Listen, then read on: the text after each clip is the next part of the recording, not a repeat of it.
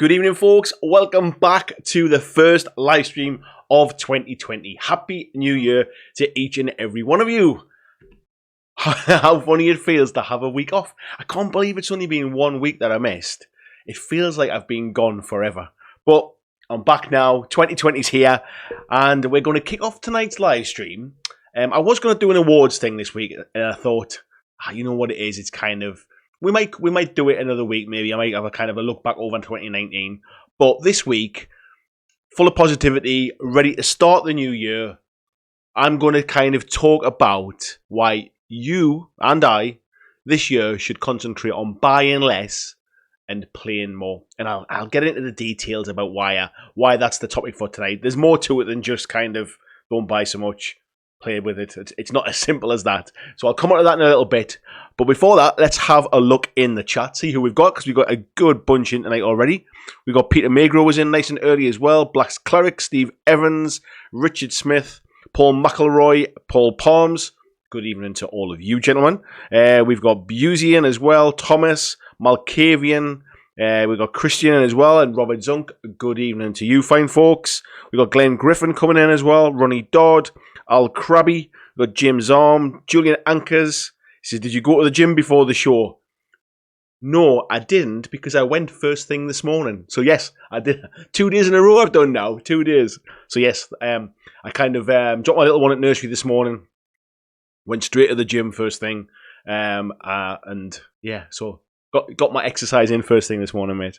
Tony's in as well, Mr. Spooky Thank, Edward Pickens in, Rui Luis is in as well. Julian says buying less and painting more. Somebody commented that on the community tab, said why not buy less, paint more. You can replace play more with painting more. I guess it depends upon your particular kind of hobby. If you're more of a painter, maybe it might be not less relevant, but there's some stuff in there that I want to talk about. But I guess it's more about, let's lump it in together, painting and playing. Yeah, they're interchangeable. We've got Tim Kelly in, saying Happy New Year as well. Hello, buddy. We've got Bloggy in, asking if everyone had a good weekend. 6Gunner86 says, good evening from Finland. He's got a day off tomorrow, so he's got a chance to paint the whole evening. 6Gunner, welcome to the live chat for the first time then. I assume it's the first time. And yeah, let me know what you're painting, mate. Robert Marshall's in, Jason Collins in. He says it's going to be hard with all the new Warcry war bands coming out. We'll come on to that, buddy. Don't forget about that. Flying Mammal in, saying just finishing the game, be right back. Julian Sealing, well done. 2 days does, what do they say, kind of like, one swallow does not make a summer. 2 days at the gym does not make me a fitness expert, that's for sure. Just for Millions in as well, saying good evening from the Netherlands. Starty's Man Cave, saying I hope you had a great Christmas and a New Year. I did, thank you very much. I hope you did too. Mark Berracloth's in as well. I hope you enjoyed Christmas and New Year in your new home, buddy. Marco's in as well, saying he's painting a load of Blight. Warforge is in. Hello, Craig. How you doing? And War Mini Painting says, hey, mate. Happy New Year. Just subscribed. Thank you very much, bud. So, yeah, we're going to have a bit of a ramble tonight. I'm going to tell you about the topic as well, about why I've kind of started this one. I'll give you a little bit of insight into some things that you can expect to see on the channel this year, because I intentionally had a bit of a break over Christmas and New Year, and the last few months I've been doing a lot of stuff in the background to get things ready for 2020, so I can really kind of kick on and start strong this year. So yeah, lots to kind of tell you about. But yeah, I hope everyone had a great Christmas. I hope you had a fantastic New Year. I hope the man in red gave you all the little gifts that you wanted. Hobby-wise, I didn't actually get any hobby stuff as Christmas gifts this year. I think my family are kind of like, they see how much stuff I've got and not really sure what's the latest hotness and what they want to buy me or anything, that kind of stuff. So I tell a lie. I did get one hobby product. My wife bought me a subscription to White Dwarf. So I did get one hobby product, I suppose. But yeah, plenty to talk about tonight. Let me know what stuff you've been working on. Have you got any new games that you've just started over Christmas that maybe you're starting to paint stuff up? I'm sure there'll be a few people in here who've probably picked up things like Marvel Crisis Protocol. I've seen a few of those kind of things kicking about. Let me know what you're up to tonight. Plenty of people sitting chatting and sitting painting in the background while we have these chats. Let me know what you're painting. Simon York's in. Good evening, buddy. Zeblex in as well, saying Happy New Year. Big Ian's in. Evening, fella. Christopher Warden's in saying afternoon and Merry New Year. And VJ says he's back once again with the ill behaviour. Nice to see you back, VJ, mate. I hope you're well as well, and I hope everybody's nice and safe over there in Australia as well. So let's kick off with. We'll come on to the channel stuff later on. I'm sure you're here for the chat. So tonight, the title is Buy Less, Play More in 2020. So what do I actually mean by that? There's a few things, while I've been having this bit of a kind of Christmas break, a few things have kind of sparked my mind. One was I've been listening to a lot of podcasts while I've been doing a bit of hobby, while I've been to the gym the last few days, while I've been driving. I tend to listen to podcasts. Like, we went to Centre Parks for a few days over the New Year period, and like my wife would take my little one swimming for a couple of hours. I'd kind of have a wander around Centre Parks, get some fresh air, get some exercise, put my headphones in and listen to podcasts. And for those that don't listen to it, Dan Hughes, who is one of my Patreons, one of the guys who normally drops in here, has a podcast called Sporadically Bored. It's primarily board gaming stuff, but Dan does play a lot of miniatures games as well, so he does tend to talk about them too. He kind of co-hosts the show with a guy called Mike DeLisi, I think it is, who is part of the Dice Tower Network. And he was talking, he's had lots of different kind of topics and subjects over time, and I've been listening to some of the back catalogue of that. And one of the things that kind of cropped up was about trying to slim back his collection of games and kind of, he mentioned about Warcry being one of his top 5 games of last year rather, and about how he's not really chasing the kind of the new releases. He's quite happy with what he's got. Almost that box set is almost like a board game really, so he doesn't feel the need to kind of go out and buy lots of new stuff. Whilst we went away, my brother-in-law came with me, Jason, as well, and his family, and we decided to take some games with us. And so before we left, I kind of looked on the shelves about what games I wanted to take to play. And kind of looking at that pile of stuff that's on the shelves in my hobby room, kind of made me think about just how much stuff I've got, stuff I've bought over the years, stuff that I've been sent for review, all that kind of stuff, but how much stuff I got and how little of it I actually play. And one of the reasons we got the Hero Quest image on the front kind of thumbnail of tonight's video was Hero Quest is something I've got. It's my original copy from when I was a kid, and it sits there on my shelf, and I can't remember the last time I played it. And it's not because it's a bad game or anything like that. It's not because it's dated. It's not because I don't enjoy playing it. I just don't play it. And what seems to have happened, and I don't remember this always being the case, some of you will kind of probably back me up on this. We seem to have gone from an era where there wasn't a lot of choice of what to play. These kind of 40k, fantasy, Necromunda, that kind of era. A few other kind of historical games. There wasn't a lot kind of back. We're going back some time ago. We then come through and there was a few other games, a few little niche things, but things like War Machine became quite popular. X-Wing became quite popular. Things like Malifaux started to rear its head. Things like Bolt Action. There was a bit more options, but within miniature gaming, and certainly within board game as well, I think, people tended to stick to certain particular games and not really jump around that much, maybe 1 or 2 games.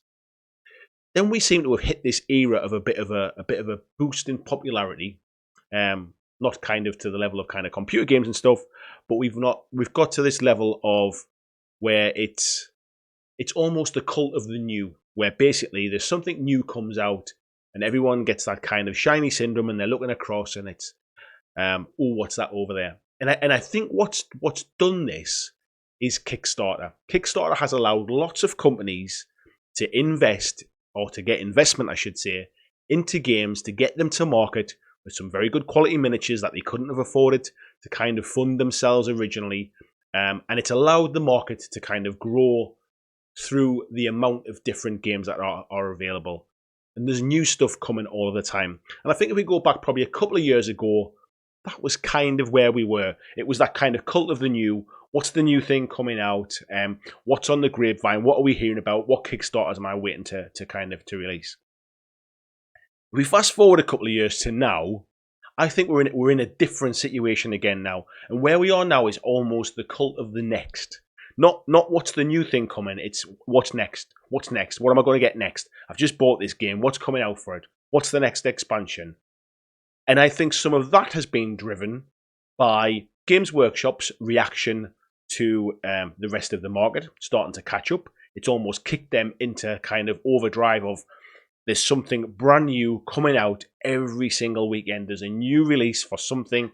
There's a new game coming, be it Adeptus Titanicus, be it Aeronautica Imperialis, be it Warcry, whatever it is, there's something new coming all the time. And no doubt 2020 will be no different when it comes to Games Workshop stuff. We've also seen a huge boost in the amount of games that come out from a board game perspective. I'm sure the last time I read it, there is something in the region of about 10 new, on average, 10 new board games hit the market every single week. You just can't even keep up with that. So, that's a bit of a ramble. To kind of get back to my point is, what we end up doing is we end up chasing the newest thing that's coming out. It's not even kind of like, sorry, we start changing the next thing. It's not even the newest thing. It's just what's next. We're almost looking at what's coming out before we've even got what's about to come out. Things like YouTube, things like Kickstarter, all these stuff bombard us with information. And it's really easy to get caught up in this trap of buying stuff before you've even kind of unboxed stuff you've got. I've disgracefully got stuff in my hobby room of games I have never ever played. I've got miniature stuff I've never even had a game of. And yes, some of it might have been sent to me, so it's not something I would have necessarily picked up myself. But there's stuff I've got myself. I've got things like the Hellboy board game. I was hyped for that. I love that game. I've played it about twice. I've got the Batman Gotham City Chronicles, Gotham City Chronicles. I've not even played one game of it. I struggled a little bit trying to set it up the first time. I've not even played a game of it yet. That's a hell of a lot of money sunk, and that's my own money, the stuff I believed in, that I've bought, stuff I've sunk into games that just never get to see the table. And what I'm suggesting kind of this year is try and kind of focus on a game for a period of time.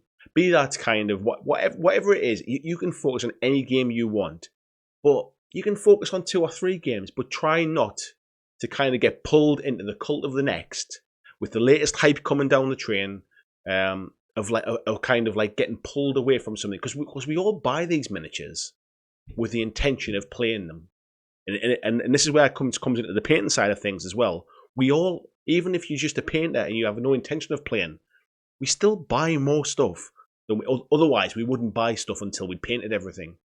So 2020 could be a year basically of just trying to not worry about what the next thing is, not worry about buying the next thing. By all means, if you're into Marvel Crisis Protocol, buy everything that comes out for it, but just kind of give a game that you're interested in, give it time to kind of to grow, give it time to paint your miniatures, give it time to kind of to breathe and to enjoy it, and to learn the rules properly and play a few scenarios and really enjoy the game. These games have a lot of time and energy spent on them by the rules writers, by the creators, and what tends to happen is the companies themselves don't really support these games like in the short term.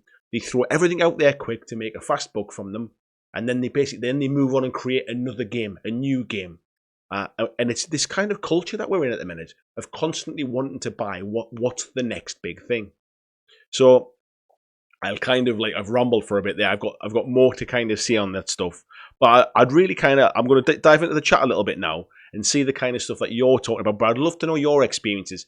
Do you think that the market has become so oversaturated that basically companies now are constantly just churning through new games to try and make money because people don't stick with the game long enough for them to make any kind of residual money from it?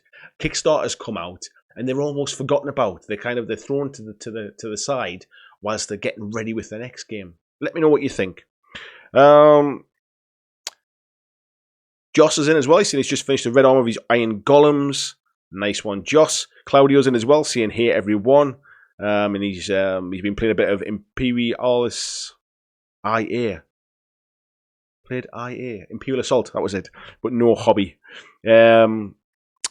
Michael's doing a bit of painting of Necromunda. Steve's doing his orcs for his slow grow. Tony's got a bit of a clear out as Leotis. Games is holding a charity tabletop sale. So this is probably a good point, mate. It's a good time to get some stuff on the go.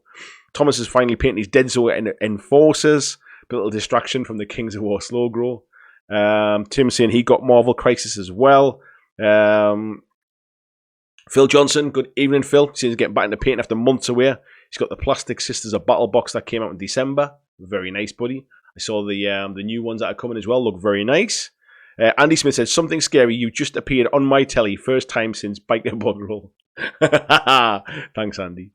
Rob saying, Happy New Year to everyone. He's making his Orlok gang. Vijay saying, the fires are a bit hectic and some family members came close to losing property. But thankfully, no one in my immediate family is hurt. Well, I hope that stays the same way, buddy. Obviously, we've just seen it on the news over here, but it's horrendous, and I really do hope it manages to get under control very soon. Christian says he got an Element Games voucher from his girls, and he got some paintbrushes. I saw you got them paintbrushes, mate. And he's doing his Night Stalkers. Adam's saying good morning to the BlackJack family. Good morning, mate. Vijay saying the whole situation's very intense. We're getting a cool change, so hopefully that will help. I saw there'd been a little bit of rain and stuff, mate, so hopefully it. I know it's not going to kind of help long term, but maybe it might be enough just to kind of try and control some more of it as well. Tim's saying he's just finished his Baron Zemo. Where we at? Let's see where we're chatting about. God, it's jumping around all over now. Where we at? Simon says, I'm pulling out of his old Warhammer Fantasy Battle minis for the Kings of War, considering getting more off eBay. That's another way as well. I mean, what I would suggest is part of this is, when I say kind of like buy less, it might be kind of, you can still buy more stuff, but maybe you might want to move some of your other stuff on, sell it, get it on eBay, trade it with a friend. If you're like me, you'll just hoard stuff, and that's never a good place to be. Hoarding, it's basically dead money, and that's not good. That's not good. Ruiz saying this year be playing more solo games, maybe Blackstone Fortress, Hellboy, and other dungeon crawlers. Solo games is a good way to get some money's worth out of your games as well. Six Gunner saying he's currently painting his Sylvaneth Treeman for AOS. I have to say, Andy, that I really like your shows and style. Keep up the good work. Thank you very much, mate. That's very kind of you to say so. I never take praise very well. I never know how to say thank you, but thank you very much. Kieran's in as well. Hello, Kieran. Happy New Year, buddy. Said he's managed to tune in for the first time in ages. He said the same thing's weighed on his mind of late. I think it's just a case of it. It's almost when I did the studio here, I intentionally didn't put any of the kind of games behind me. And you might be wondering, well, it's a games channel. Why would you not have stuff there? I find a lot of these channels who have all these kind of boxes and stuff behind them, and I've been guilty of this as well. It almost kind of promotes the fact that you should have lots of different games. It's kind of like, and I see it on channels I watch where I go, oh, look at all that stuff. I mean, but what? It's not a good thing to have more stuff than you can ever paint. It's not a good thing to have more than you could ever play. Like, I'm not a shop. I'm not trying to advertise stuff for people. So I intentionally basically decided when the studio was built, I wasn't going to put lots of games on display because I don't want to portray a message that says it's a good thing to have more stuff than you can ever play. By all means, spend your money on whatever you want, hobby however you like. But I just think we seem to be in an era of gaming now, where I hear people saying I just can't keep up, but they keep trying, and that's the thing I can't get my head around. Like, I'm fortunate enough to have a job that means if I want to buy some new stuff, I can buy some new stuff. But I've really pulled back, other than my Kings of War stuff that I've bought recently, which is part of a kind of like an army that I already had the kind of the core of. I've stopped myself buying Marvel Crisis Protocol because I'm thinking, well, I'm not playing some of the games I've got now. What makes me think I'm going to play that sort of next? Like Star Wars Legion is kind of piquing my interest again. I went to see kind of Rise of Skywalker before Christmas. I kind of got back into that. I started looking at Star Wars Legion minis again, and I thought, I've got that core set. It's all painted up. Don't play it now. If I play more games and I start getting into it with what I've got, maybe I'll buy some more stuff. And I'm trying to kind of control that kind of hobby urge of I must get new stuff. I'm in the middle of painting my Kings of War army. I really enjoy playing that game, and I'm looking forward to getting my first 2,000 points done. Why do I want to kind of pull myself away from something I'm enjoying doing to just distract myself with something else that will cost me money that I'll probably not play?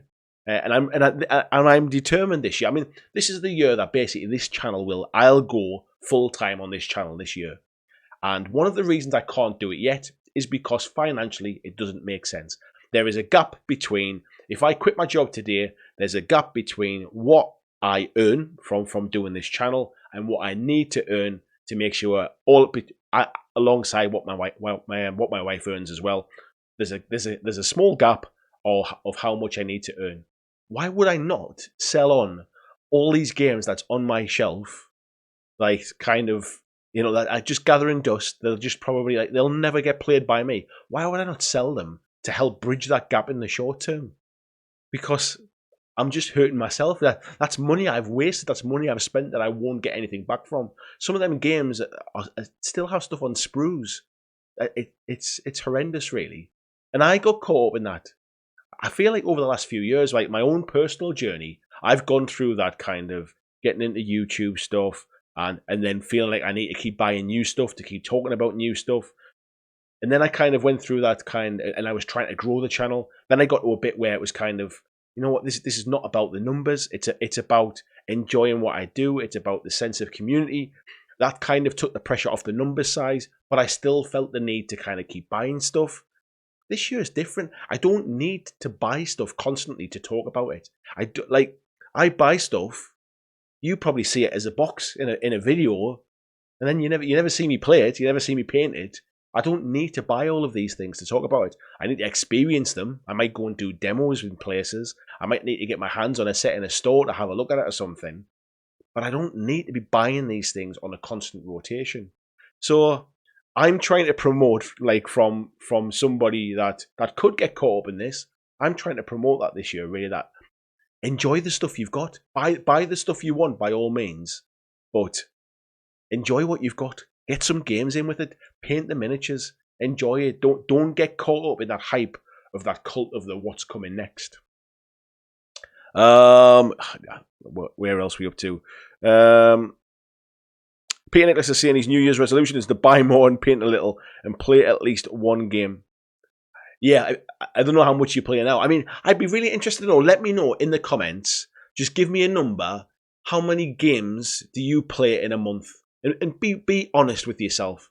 How many times do you actually get the miniatures out or play board games or whatever you do? How many times a month do you actually play a game? Versus kind of, well, actually, no, let's just start with that. How many games a month do you play? Just give me a number so I can get a rough idea. Are people playing one game a month? Are people playing kind of 20 games a month? Give me an idea what you play. Paul Palm says, I like buying stuff. I'm a big believer in retail therapy. I used to be too, mate. I used to be in a situation where I'd kind of cheer myself up by buying something. And it's not healthy, mate. It can get you, like, I know I've got loads of stuff on my shelf just because I bought something, because I saw it, because I felt like buying something. Like I'd gone somewhere and I felt the need to buy something because I'd gone all that way or something, and I bought something I probably didn't even need. You just got to be careful with stuff like that. Phil Johnson says GW marketing strategy is clearly to keep you looking at the Warhammer community site with new shinies so you don't stick your head up for air and look at competitors. 100% Phil. That's exactly what they've done. And that's why I kind of broke it down. There was a point where competitors managed to get an influx of money through things like Kickstarter, or companies like Simon really upped their game. Companies like Fantasy Flight Games got into the miniatures in a bit more of a big way. And it really I think it kind of rocked GW for a little while. And then they went into overdrive. And essentially, they basically want every hobby store to be stacked to the rafters with Games Workshop stuff. They want YouTube to be full of Games Workshop videos. There is absolutely no reason why they need to give sort of YouTubers free copies or review copies of Games Workshop stuff It will sell anyway. They stop them from releasing anything until the pre-order window anyway, but they do it because they want to flood the internet with their stuff over everybody else's. And it's working for them. It's a fantastic marketing strategy. It just means that a lot of people buy stuff that they never want. Like, I see people in my local group in our chat, in like kind of in the WhatsApp chat constantly switching and changing between AOS armies because something new gets announced. We've got the new, is it Ether War, the new box X with the Caradon Overlords in it, and the, is it Zeech, I think's in it as well. I forget off the top of my head now. Instantly seeing that stuff and just, yep, I've got to have that army now. I've never fancied a Caradon Overlords army in my life. There's one new model coming out, but there's a box set. I think I'll get that. And just constantly switching and changing and jumping around and never really sort of getting any enjoyment from the product. The enjoyment seems to be coming from the shopping, really, that kind of retail therapy of, I've got the latest thing, I've got the newest thing, I've got the thing that's coming next. I'm starting to kind of really kind of shift my opinions on it. I've just noticed something else Paul said as well, and I'll catch up on that one. Yeah, Kieran's saying he kind of noticed he was buying things for the hit. I've been there, mate. I honestly, I've been there myself as well. Paul says the fear of missing out is real. It is. But who creates that? Because I think Kickstarter kind of had that thing at the start where basically it was like, if you don't buy it now, you won't be able to get it in the future. And that's kind of, I think that started to drive stuff. Games Workshop drive it with all of these kind of new box stuff that come out. So Sisters of Battle is a prime example. There was kind of mass panics over getting Sisters of Battle box sets. But in the grand scheme of things, has it changed my life? Like, that I didn't buy it? That I must admit, I looked at it and I thought the models looked great. I could quite enjoy painting them. I never play it. I have no intention of really breaking out a game of 40k. So why get hooked in it? But I've done it myself in the past. I've bought stuff because it's the latest kind of hotness, because I want to be part of the kind of the crowd that talks about it, and it's not good. It can only lead to a path of basically spending way more money than you ever should. So, Busey saying, I'm not buying any more minis until everything I have is painted. I've said that quite a lot of times, and if I'm realistic, I'll never get to that stage. I'll never get to that stage where I have everything painted and then I buy something new. But what I will do is I need to kind of stop just buying stuff on a whim. I'm happy to buy stuff for a project that I'm heavily invested in. I'm happy to buy a new game if I really like the look of that game and I think it's something I'm going to play. But just buying on a whim, or buying because I'm seeing a bit of buzz online about it, or buying to find out what it's about, I think that's kind of, that's wrong. What we find is, through kind of the market becoming saturated, in theory, what should happen is the good games rise to the top and the poor ones drop away. But that's not what happens, because people aren't sticking with the game long enough to give it room to breathe. There's some fantastic games out there. Tim very kindly bought me the Burrows and Badgers book for my birthday, and a few miniatures as well. And that game looks fantastic. I'm in the middle of painting them at the minute, and I fully intend to play that game. And it looks great, but it's swamped in this kind of this influx of every other game that's out there. We've got Star Wars Legion with its new core set starting to kind of get a little bit of kind of momentum going again, hanging very heavily off the back of the Star Wars license. We've got Marvel Crisis Protocol. I'm sure it's a great game, but it's relying very heavily on its licensing, on its name, on some very good miniatures as well. But will it still be there in 12 months? Will it still be there in 6 months? There's some huge games have come out and disappeared. Star Wars died a death when it first came out for quite some time as well, because through a poor release schedule. So people, and that's because people get attracted to the new shiny thing, to whatever's next coming down the conveyor belt.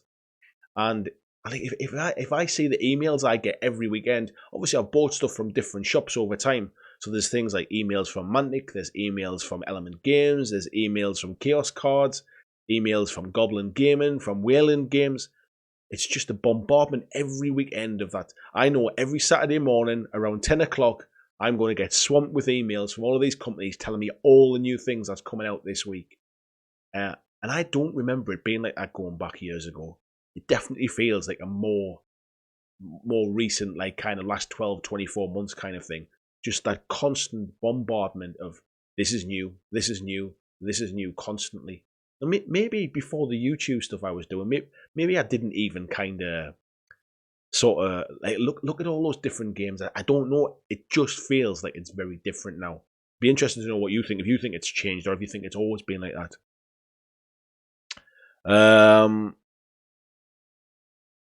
Paul's saying if you're going to work, you may as well buy nice things. I used to think that as well, and I've really changed my opinion of late. And some of that has been driven around me wanting to do this full time. So like I said before, I'm fortunate I've got a job that kind of pays me a decent wage, but I absolutely hate it. It drives me mental, it drives me insane, and it makes me very sad, basically, to kind of put it into words. It doesn't leave me mentally in a good place, but it pays me all right.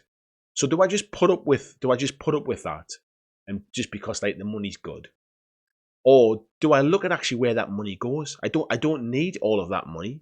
So when I looked to see if I could make this a full-time thing, I looked basically, what's my bills, what's all the things I have to pay every month, my mortgage, my taxes, kind of things, electricity bills, all that kind of stuff. What's that? How much does my wife earn? What's her wage between us? And what's the gap? What's left to bridge that gap? And could I do it? Because my wife loves her job. Could I do this full time and bridge that small gap? And that's when I realized that I did a calculation one month to see where my money went, and I was spending a fortune on Costa Coffee and Starbucks. Like, just because I've earned that money doesn't mean I have to waste it. So I know what you mean about kind of if you work hard, you should get nice things, but I'd rather have the time now. I've really kind of changed my opinion. It's almost kind of like this weird midlife crisis, really, of I'm more aware of where my money goes now and where I'm wasting it.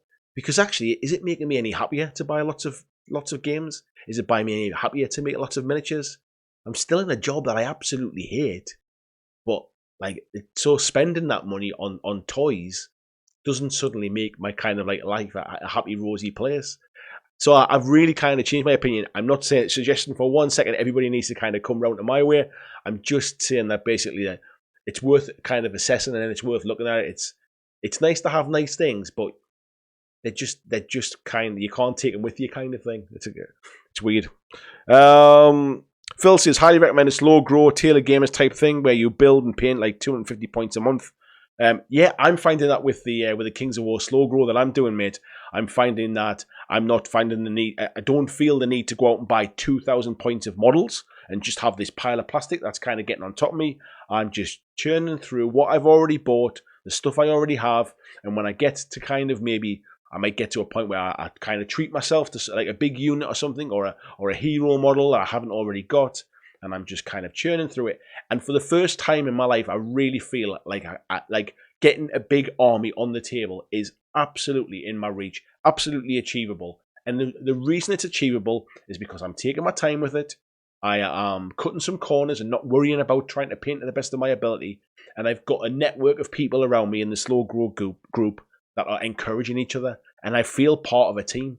Like if you play your games with a group that constantly sort of chops and changes the game they play on a monthly basis. So this month it's kind of, I don't know, this month it's Vanguard, next month it's Warcry, the month after they want to play Blood Bowl, the month after that it's Necromunda, the month after that it's Wild West Exodus. If you're with a group that chop and change like that all the time, you're constantly chasing, you're constantly buying. You never really get the best out of those games. You never really find out exactly how that game plays. And you never manage to get stuff painted up in time unless you're absolutely blasting through stuff if you're a pretty quick painter. But you end up just amassing lots of models. And I've had gaming groups like that in the past that have probably got me into this kind of mental situation of constantly chopping and changing and constantly chasing stuff. I'm not suggesting for 1 minute I'll stop playing lots of different games. I'm just suggesting that I should play the games and not just pick them up and look at them and then put them back on the shelf kind of thing in my room. James is saying he's finally got a few other guys for weekly gamer nights, so he's looking forward to getting some games more often. Nice one, James. Do you know what game you particularly plan on playing, mate? Tim was just saying something there to Kieran. Where was that? It's just jumped off the top of my screen. Wow. The chat's going nuts there while I've been rambling away. See if I can find my spot now. I'm just going to have to dive back in, I think. I'll have to dive in here, I think. Kieran's saying his plans to buy only essential hobby supplies this year. If I do buy minis, it'll hopefully be for Kings of War, Walking Dead, Burrows and Badgers. Might even sell some stuff. I've never sold stuff in the past, and I fully intend to sell stuff now. Get rid of some of that stuff. It's just taking up space now. That's the worst part. It's like the money's gone. I've spent that money now. It's dead. Like it's not like I'm kind of missing that money now, but I miss the space. I've got shelves full of stuff that I have no intention of playing. Joss is saying he sold his Kickstarter of A Song of Ice and Fire and Zombicide Invader because he had much too many minis to paint. I mean, to be fair, I got the Joan of Arc Kickstarter and I got a full all-in pledge, and very kindly Mythic Games sent it to me free of charge. So they sent me that. But it's just overwhelming. There is too much stuff there. I don't even know where to start with it. And in Kickstarter, I've said previously on other live streams that I'm sharing away a little bit from Kickstarter now, because what I'm finding is I end up with too much stuff. I don't play the game, and actually by the time I see it on retail with 20% discount, I'm probably not even saving any money now. So I'm going to kind of back away from that. That gives me kind of 12 to 18 months of when that game finally does reach its kind of like retail. Do I even still want it? Now, I don't regret buying things like Hellboy. I played Hellboy. I was part of the playtest team. I got the chance to kind of interview James and Sophie. I managed to play the game in the early stages, and I really, really enjoyed it. But what I'm finding is I just don't get it to the table. I need to buy games that I know I'm going to play because I have the people to play it with. The Gotham stuff, the Batman stuff. I'm a huge Batman fan. I love Batman, and I love the minis, and I don't regret buying them. And I probably won't sell it because I'll quite like at some point to paint them minis. And even if I just put them on shelves, just because kind of I appreciate the stuff. But looking back on it, I've got way more stuff that I'm ever going to use. So, Starty saying GW do that silly limited release shenanigans that forces my hand. Does it force your hand though? Do you really, really want them? Let's be honest, these stuff, eventually they come around second hand because people buy them and don't do anything with them and sell them on anyway. There always seems to be stuff kind of like kicking around. I know they always say they've sold out, but I always see online, or so-and-so, I went to my local game store and they had one, or GW's found some in the back. I think they are limited, don't get me wrong. If you're kind of wondering why they're limited, I did a video on it that I still stand by it today. I was told stuff from GW employees, and that's what my facts were based upon. But I don't think they force our hand, unless it's something that you really, really want, in which case, fine, buy it. Don't worry about kind of having to pre-order. Don't worry about it. If it's something you want anyway, then buy it. But don't buy stuff on the off chance of, well, if I don't buy it now, I'll never be able to have it. I'm not really sure I want it, but I don't want to miss out. You don't have to feel kind of dragged into it. VJ saying pretty much quit Kickstarter for now. New games, I'm not starting any new ones in 2020, focusing on Warcry and Kill Team. I took my Warcry stuff with me to Centre Parks when I went away over the Christmas break. And I had a game of Warcry with Jason. He had his Corvus Cabal. I played my Untamed. Oh no, sorry. He ran his Orcs. I played his Iron Jaws, and I played my Untamed Beast. We had one of the best games I've played. It literally come down to the last turn, and it got to a point where if I killed one of his models, I won. If he killed one of my models, he won. And it was like a game of chess, and I really, really enjoyed it. And it reminded me, I don't need to keep buying more stuff. I've enjoyed using the Untamed Beasts. In reality, I probably should have just stopped with a box set, and I would have been having just as much fun as I'm having now. But I didn't. I bought all the other warbands, and I've enjoyed it. I've enjoyed painting them. I enjoyed kind of being part of that. However, in the grand scheme of things, I can only play one at a time. The more I play one particular warband, the more I learn about their abilities, the more I learn about kind of their tricks and what I like to do in certain situations and how I deal with different things.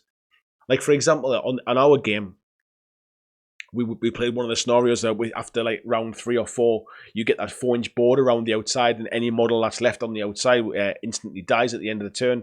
And I was basically trying to set up my first fang to basically sit in that 4-inch gap at the back, to throw the spear and drag a model into it after it had activated, and then use my second action, or using one of my actions, to get out of that 4-inch range, so that at the end of the round, his kind of 35 wound models, which it would take me turn after turn after turn to break down, would just be wiped out.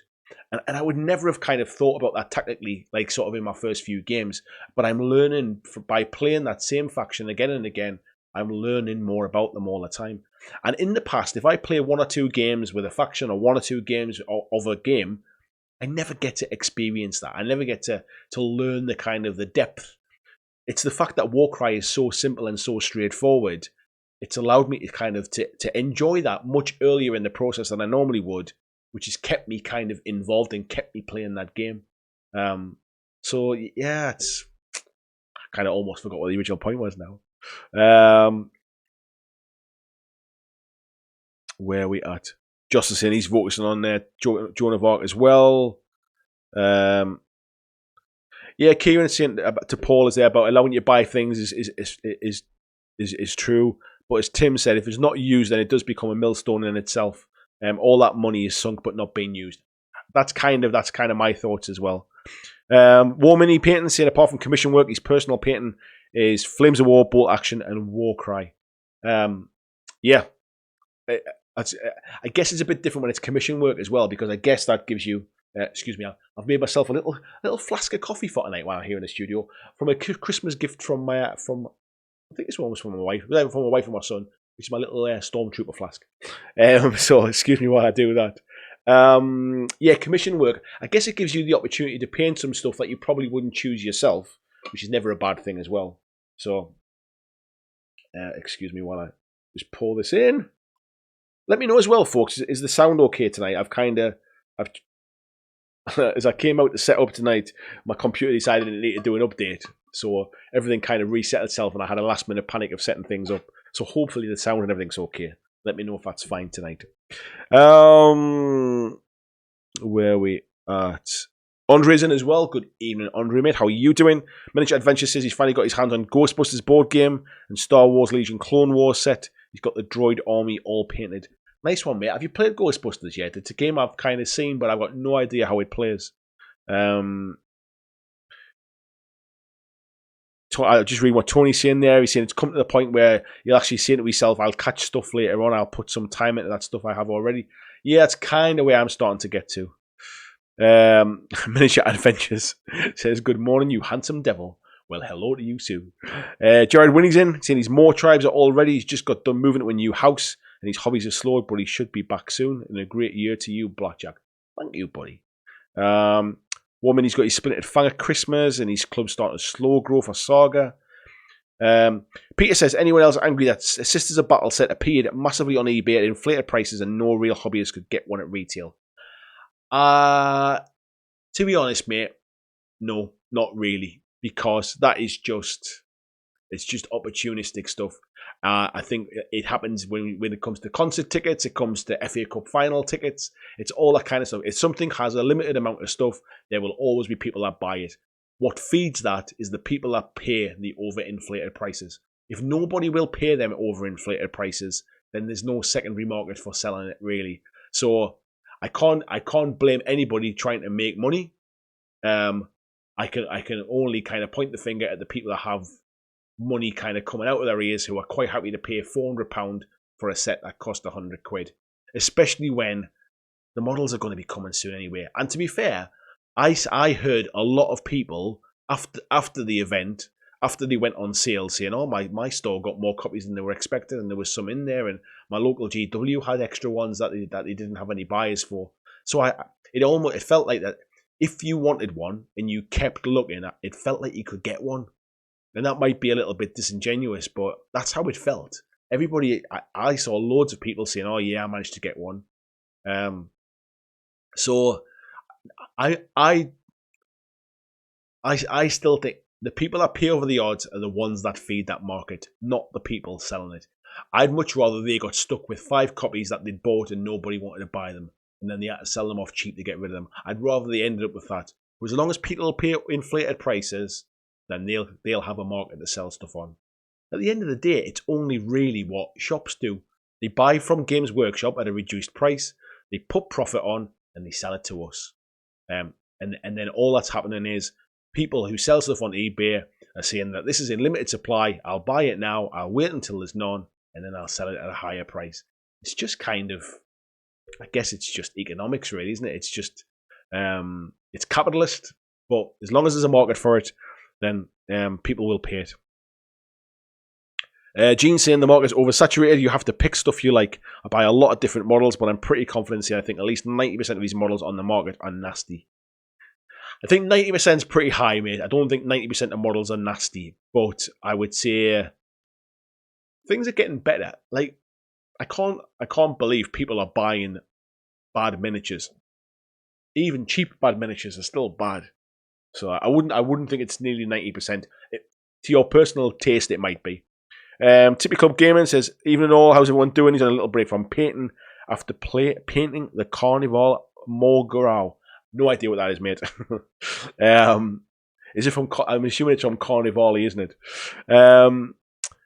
Robert Zunks is saying he's planning on concentrating on some of the games I have already. Don't plan any new games for quite a while. I need to get what I already have painted, built, and playing.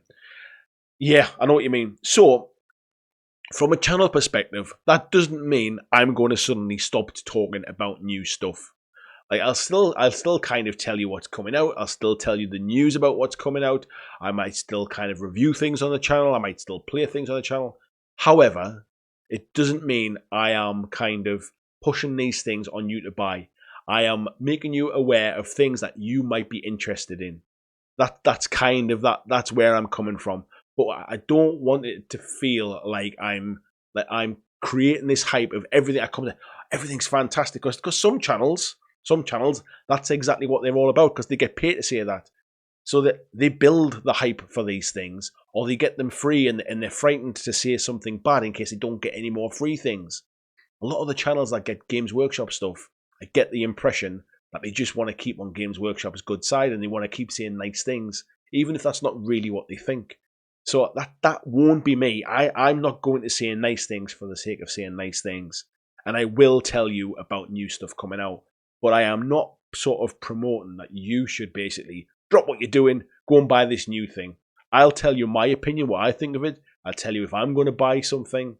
But I want to kind of distinguish between the two. There's me kind of giving you information about what's coming out. And then there's me recommending something because I'm really excited about it. And I want to kind of distinguish those two things. Where are we at? Andre saying, I never sell painted stuff anymore, but if it's been a year and I've not painted, it's fair game. I think I'd sell painted stuff if I had no intention of playing with it and it wasn't something that I was kind of planning on playing with anymore. But I think I'd have to kind of hang on for a little while after putting the effort into painting. I think I kind of agree with you. Skullmunch is in as well. He's saying he always listened while finishing up a very crucial Blood Bowl game between Halflings and Goblins, and Ruth took the game. Nice one, mate. And sorry you didn't win, but well done, Ruth. Jared says you choose games that are your play style as well. It makes for a great time. Yeah, I think in general people do. Nobody picks up a game they have no intention of playing, but I think we kind of need to almost assess: are we really going to play it? Kieran's talking to Tony there as well about fear of missing out. Christopher says, like it this way. Looks like personal space and not a studio. Oh, you're on about the studio, man. Yeah, it's kind of how I wanted it to feel relaxed. I just want it to feel like it's kind of just a cozy area. I'm not working in a game shop somewhere where it's kind of filled with stuff. I don't want to kind of almost favour one game over another. There was a point where I had kind of stuff from loads of different companies. There was stuff where I felt somebody had sent me something out. I should have it on my shelf. I started talking about mainly Warcry stuff, so I felt I should have kind of more Games Workshop stuff there. I want to get away from that. I want it to just kind of feel like a cozy space. So I appreciate that kind of feedback. Paul Palms said, definitely got more than enough to do, but every now and then I want a treat. That's just my approach. I agree with that, mate. And I do exactly the same thing. The problem is, in the past, those treats for me have been box sets for new games, and they've not been like a new model. They've been a full-on starter set for a game I don't even get to, and that's kind of where it's got a bit out of hand for me personally. I'd happily treat myself to a kind of a new mini or something. So, for example, you just got Blackstone Fortress for Christmas. There's nothing wrong with kind of like, I think I'll buy myself an expansion. I know I'm not finished this one yet, but if I buy the expansion, I can paint these ones up because I've already painted my other stuff. Like kind of getting ahead of yourself a little bit. I don't see any issue with that. And I do that now as well. What I frustrate myself with is times when I'm playing a game, I haven't painted it all yet, but then out of the blue, I'll kind of see something, the new shiny thing, and I go and buy that over there. And I buy that and I think, I think I'll start painting that. And I start painting something that I haven't even played yet. I've got stuff I am playing that I haven't painted yet. I'm getting distracted by it. I just kind of, I feel like I need to focus. And some of that's probably kind of a mental state as well. I've not been in a great place for kind of the last probably 12 months with work and stuff. And I think I've supplemented having a shitty time at work by buying more stuff. And that's not healthy for me either. Everybody's different, and I'm not, like I said before, I'm not kind of saying what I do is the gospel and everybody should follow my way. I'm trying to shine a light on it that a lot of you hobby channels and review channels don't talk about this kind of stuff because it's in their interest. They're in, like, for example, Beasts of War or On Tabletop, their entire business model is built around showing you new stuff 7 days a week. And it's built around you going out and buying that because then they can say to the companies that are paying them to make them videos, we did this video, these are the sales that we generated for you, therefore come back and bring some more stuff. It's in their interest. Their entire business model is built around that. I'm not built around that. I'm built around me enjoying doing this stuff and sharing that with you. So nobody talks about stop buying stuff. Nobody talks about just kind of slow down a second and kind of take stock of stuff. And that's why I wanted to kind of kick this off for the first one in the new year.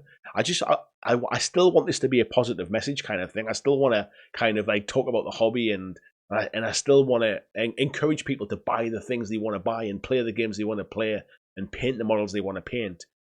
But I also want to kind of put that caveat of it like, are you playing? Are you enjoying what you're buying?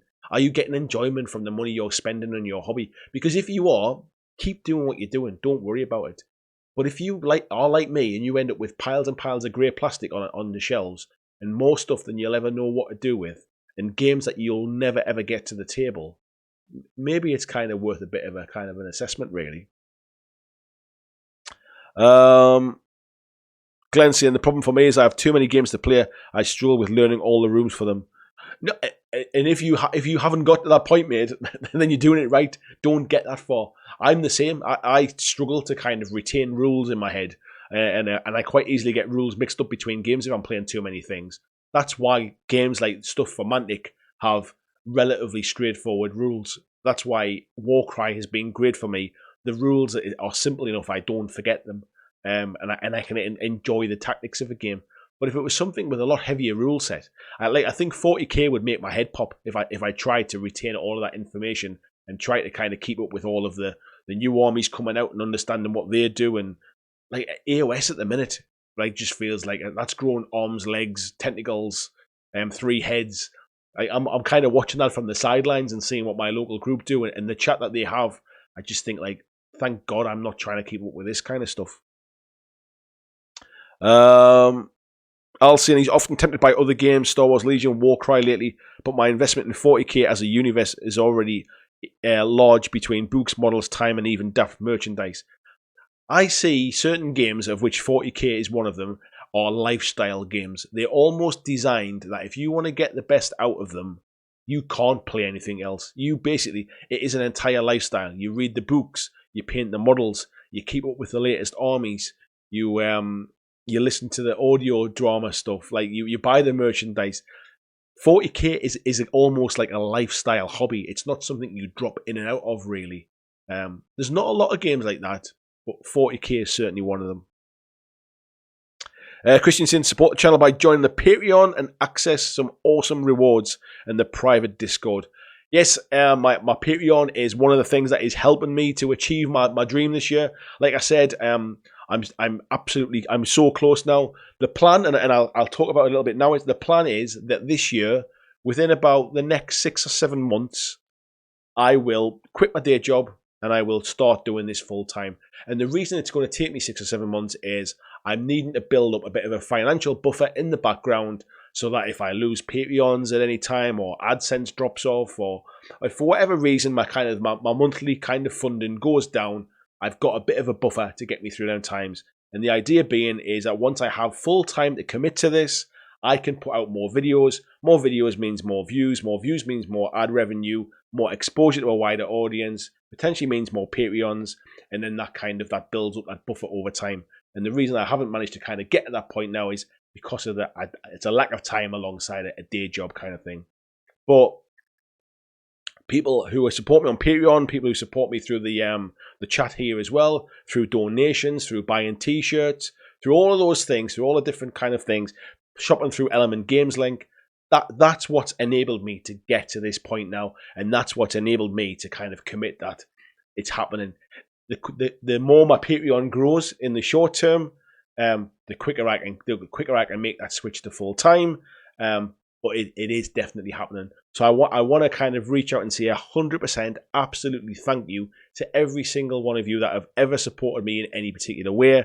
And if anybody would like to support me either now or in the future, and you have any questions, don't feel shy to reach out. And if you're wondering where that money goes up until that kind of point, it goes into kind of this stuff, the studio, the lighting, the camera, the computers, all them kind of things. And it's enabling me to get to a point where this year I'm going to be doing this for a job, and that is unbelievable. I am so kind of motivated and excited and hyped about it, because I am finally going to be kind of sort of like living my dream, if you like, for want of a better phrase.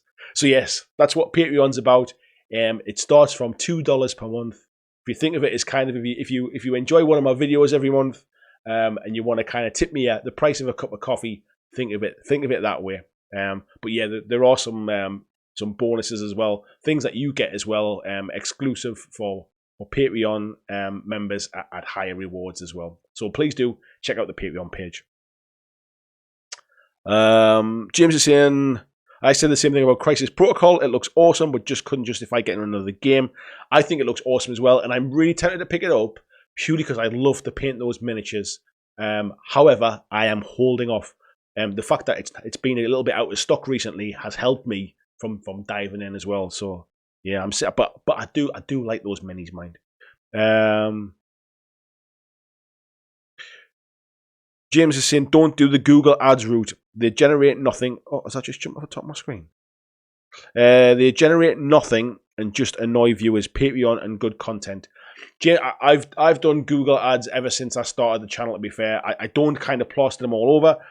For those that don't know, basically, if you make a video over 10 minutes long, you can insert extra ads into videos. So you'll notice there's certain channels will always do like a 10 minutes, 30-second video, and then they can kind of pepper in adverts over it and stuff.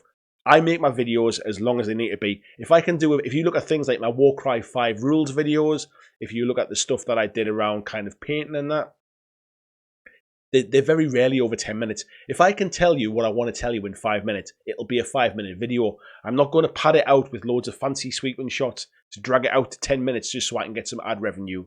I do make some money from ad revenue, but it tends to be kind of the ads at the end or the ads at the start and stuff.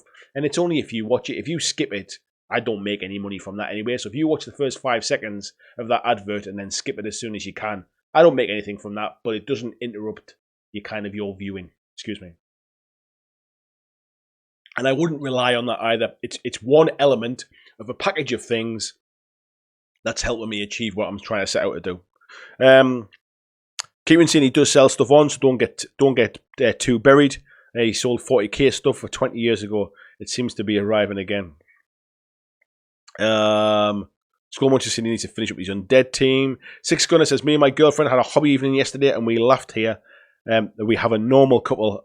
And we laughed that here we have a normal couple. I'm painting little guys and my girlfriend makes decorative skulls out of real animal skulls. Do you know what it is? So my wife, I would not consider my wife kind of like a geek or a nerd or anything like that. But over time and with kind of like with the support she's given me for the YouTube channel, she kind of got into board games and card games and stuff because she was helping me out to play stuff so I could review them. Sort of going back this time last year. And we've found that there are certain games, certain types of games that we love to play together. She's not into miniatures games. If you need a ruler or a tape measure, if you like, she's not interested. It's not her kind of game, that kind of very precise movement stuff. That's not what she's into. But if we can play a co-op game, something whether it be a board game, a card game, a miniatures game that moves on squares rather than kind of like abstract measurement, it really clicks. And this weekend, we played one of the Exit games, which is like an escape room game. And we absolutely loved it. We managed to escape in like 63 minutes or something like that. So the game lasted 63 minutes. The one we did, I think, was called The Secret Lab. There's an app, so you can basically have the count. The app teaches you how to play the game, so you don't have to read the instructions. It then has a timer with some kind of atmospheric sounds and stuff in the background. And we had a great time just sitting playing it. We did a similar thing when we played Pandemic, because you play it together as a team against the game. We really enjoyed Pandemic Legacy Season 1. We've got Season 2 to play through. We're finding that there's certain games that we love to play. And that's come through me kind of doing all of this stuff and being exposed to a wider kind of range of stuff. In the past, my wife might have played Monopoly, or she might have played kind of like Trivial Pursuit in days gone by. Because people just are not aware that there's that kind of breadth of stuff that's out there. So yeah, the kind of the typical normal couple thing now is they're a bit more muddied, those waters now. Those lines between what's normal and what's geeky are very much blurred these days. Red Rose Wargaming's in, says, evening Andy, all missed the start of stream. Hello there, nice to see you in the chat. Hope you guys had a very nice Christmas and New Year as well. James is saying 2 to 3. I'm assuming he plays 2 or 3 games a month. I think we're starting to get those numbers through now. Flying Marvel says, also really wasteful in so many ways. Definitely disgusted when see how much unplayed or still boxed we have.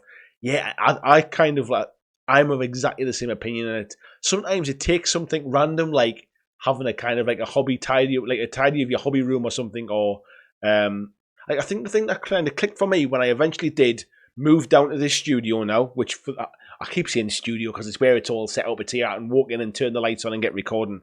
It's just my garage, basically. My garage, I've spent time getting it all insulated and making it into a room I can use. But what that meant was the room I used to record in, I have now basically sorted it all out. It's where I've got like sort of desks along one wall now where my airbrush and my paints are. So they're all set up so I can dive into that at any time. My computer's at the other side where I can do editing for videos. And I've basically got like a stack of shelves now which have got all my games on.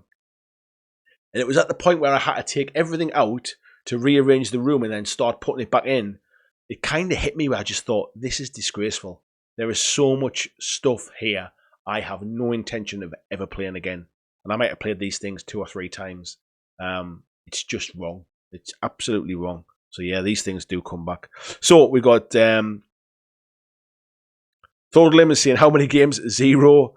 Stephen Tennyson saying maybe kind of like once every 2 months, something like that. Tim Kelly saying possibly 1 or 2 board games, maybe 1 mini game. Big Ian saying he tries to play a board game at least once a week. Mark saying maybe 2 or 3. We've kind of got, obviously I'm seeing lots of 1, 2, 3s, the odd kind of 4, 5 and the 6 as well. I know Michael, you tend to play quite a few games, mate, don't you? Skullmunch says 30, sometimes 31, sometimes 28, very occasionally 29. I guess for you guys, it's kind of nice that you have that. You know, you both like sort of avid gamers really, so you're both playing at home together. But for most people, I guess it's a lot of traveling for games. But that kind of illustrates to me that most people are playing at best once a week. But that kind of flies in the face of sometimes what certainly flies in the face of what I spend or what I have spent in the past on buying stuff.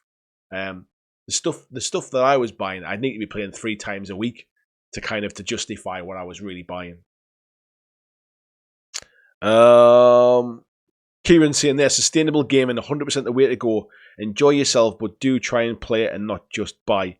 Yeah, I've been a terrible offender of it as well, and that's why I'm trying to kind of hold a torch up to it, if you like. If you listen to Dan Adams and the Paint All the Minis podcast, they've done a good series about sustainable gaming and about kind of supporting your kind of like a healthy mental state alongside a healthy sustainable gaming state as well. It's really really interesting podcasts, like a series of podcasts he's done on it. Definitely worth a listen. So I would recommend that. But sustainable gaming is a really good kind of phrase for it, and it's we as a community spend way more than we ever play. And companies thrive off that. That's exactly what they want. They're not bothered if you play it or not. They just want you to buy it. Like the amount of Games Workshop stuff that goes on pre-order every week and gets sold out. Nobody's playing with all of that stuff. Nobody is. There is not anybody on this earth will buy, paint, and play everything they release, and yet everybody feels the need to try and keep up with it. James is saying now he's in a gaming group, probably about 8 games a month, but before that, less than 1. Rob's saying there he's probably about 3 or 4 games a month. Al's saying he's playing every Sunday. You're doing that, the kind of like learn to play thing, aren't you, at the minute, mate? That's right. Warforge is hoping to paint more and play more this year. Just keep a record of it. It'd be good to keep a little kind of tally of what people are kind of, how many games have you played, or kind of how many times have you played a game. Even do it for a month to see what it means. Tony says games played per month for me is on average 20 to 25. You play a lot of stuff though, mate. A lot of games. I'm impressed by that. Maybe you need to play less. buy less and play less. Yeah, in that kind of case, I think that's really good. You managed to get that many games in. I certainly don't, and I want to play more. But sometimes what I end up doing is I have so much stuff that I almost become kind of blinded by it. So if I go, oh, I'll play a game. Oh, well, what do I want to play? Oh, well, that's not painted. And that one I haven't played in ages. I can't remember the rules. I can't be bothered to kind of like to sit and learn the rules again. I end up sometimes getting to the point where I go, you know what? I'm not going to play. I've got too much stuff to choose from. It's like putting Netflix on. I'm going to watch a film. Oh, which one will I watch? If there was only 2 to choose from, I'm sure I'd watch one. People saying they play a bit of D&D as well. Tippy Club saying he's gets between 1 and 5 a month, depending on his shifts. Paul said, I suppose money in the bank is better than unused games. It just seems boring. I've been there. I know exactly what you mean. I've never really been a saver in the past. I grew up with very little money. My family weren't particularly well off, and we kind of had a few tough years when I was young. And as I got older and kind of worked my way up through jobs and kind of had a few quid in my pocket, I kind of spend money a bit like a fish out of water. What's that? Yeah, it's like water basically running through my hands kind of thing. But I've learned more recently as well. I'm talking like in the last 6 months. Kind of, I don't need to keep spending this stuff. Like it's not going anywhere. I'm not using it, so why am I doing it? It's nice to have the money in the bank when you see that thing you really do want. So if that thing goes up for pre-order for Games Workshop, it might be the Sisters of Battle box. If you see that and you go, I've been waiting for 10 years for this. I've always wanted Plastic Sisters. I've got the money to actually get in there on day one and pre-order it. I dive in and get it. So that's the other way to get it. So the money's there. You find a Kickstarter that you really want to back, and you've got the money for it. It's kind of swings and roundabouts, isn't it? Christian City plays D&D about once a month, but maybe board games every 2 months, and miniatures games only at the weekenders. That's interesting, mate. But that's quite interesting because I see how many miniature stuff that you kind of like you pick up, mate. And I'm not saying you pick up too many or anything like that, but if you're not managing to get any games in, I guess then it's probably more about the enjoyment of the painting as well, isn't it? Seeing if you can Tippy saying if you can count TCG's card games. Got into Yu-Gi-Oh as well. Steve saying unless it's Dreadball, you can get a couple of games on a club night. Tony Howell's in as well. Evening fella. Starky's Man Cave says, no, it's not healthy. I end up buying so much stuff. I sat in my man cave for about an hour just pondering what to do, play. Ended up leaving, then hit the YouTube. That's exactly what I was just saying, mate. I've been there as well. I've been in that exact same situation where my wife will say, do you fancy playing a game tonight? We'll go, oh yeah, I'll go and choose something. And I just go, oh shit, where do I start? Let's just watch a film instead. And that's terrible. I love playing games. How do I get to that point where I'm drowning in choice to the point where I end up not playing anything, and that's not good. King John is saying, hey Andy and everyone. Hello, King John. Julian says, okay Andy, great chat. I play a game of AOS each week at the club. I have a Gits and Nurgle army and I switch each week, and I'm still learning each week. Do you play many other games as well, mate, or is AOS pretty much the only thing you play? Andre said, I never blame a company for how they market things. If my family relied on me selling stuff to pay my mortgage, I'd do all types of marketing. I completely agree with you. I am not blaming companies for this. At the end of the day, they're in a market that is now oversaturated. So it's he who shouts the loudest gets the sale kind of thing. I'm not blaming companies. At the end of the day, nobody comes round, sort of knocks on my door, takes money out of me and forces miniatures into my hand. Maybe that would be easier. But yeah, that's what companies do. That's their job, to sell stuff. And if they can make something attractive and make us want to buy it, then they've done a good job. It's our own self-control. Sometimes that's the problem. Busey saying, once that initial buzz wears off after buying something, you can feel worse. The feeling of guilt and then overwhelmed with what the paint do next. So you go and buy something else. I've done it in the past, like over years with computer games. I get all hyped for the latest kind of new release coming out. I buy it. I play it 2 or 3 times. And then I'm looking for the next hit. What's the next game coming? What's the new game coming? Oh, so and so is coming out. I'm going to buy that instead. And then that other game sits there, kind of not being played. I still do it now, really. I mean, I think I bought Red Dead Redemption for PlayStation 4, and I was really kind of hyped for it. And I bought it, and I played it for a while. I wasn't really enjoying it. It felt a bit slow paced for what I like to play. And then it sat there on the shelf for a while, and I thought, you know what it is? If you're not going to play it, sell it. And I think I paid like 40 quid for it, 45 quid, and I got like £35 back when I went and sold it at like CX or somewhere. So I cashed out while the going was good, but I very rarely do that. I end up with games that Call of Duty. I bought the last Call of Duty. I love playing the Call of Duty games, but I don't know why I bought it. I don't have time to play it. Like the YouTube stuff that I do and and the job and everything else takes up most of my free time. I don't have time to play them, but I still get caught up in the hype for it. So it's not just limited to miniature gaming as well. It's I guess it's a personality trait rather than a problem with a hobby, if you like. Where are we at? Paul Inman saying it won't be buying more games, but I buy additional content for games. Yeah, I'm not suggesting that you shouldn't do that either. I think to almost summarize it, in case you missed maybe the start bit, it's about buy a game and play it. Play it more. Give it a chance to understand the game, to play more, understand what you like. Buy some expansions for it. Buy some more models for it. But don't constantly keep just buying the next thing and buying the next thing for a different game. Like, oh, Necromunda's out. Let's buy Dark Rising. Oh, there's a new team for Blood Bowl. I'm going to go and buy a Blood Bowl team. Oh, Warcry's released something new. I'm going to go and buy Warcry now. Oh, there's Marvel Crisis. I'm going to go and buy that now. Oh, there's a new Star Wars thing out. I'm going to go and buy out now. You don't have time to paint and build and play all these things. Or maybe you do, but I certainly don't. And that's kind of where I'm trying to get to. Paul says, if I could buy anything now, it would be Warcry, and that's your fault. I apologise, mate. I guess with Warcry, though, if anybody was interested in it, I'd recommend it. I love the game. And I'm not suggesting that you basically never buy anything ever again. I'm suggesting you buy the things you think you're going to play. Because I haven't always done that. I've bought something on a whim because there's a model in it that looks good. Like I bought the Feast of Bones box with the Ossiarch Bone Reapers in it. I got caught up in the hype, and I had it full intention of maybe doing like a slow grow kind of AOS Ossiarch Bone Reapers faction. And I bought the battle tome, and I bought the cards.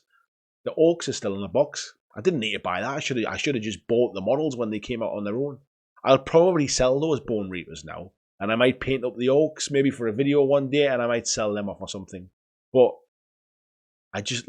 I still get caught up in it now, even though I'm trying to kind of sort of haul it in a little bit as well. I still get caught up in it.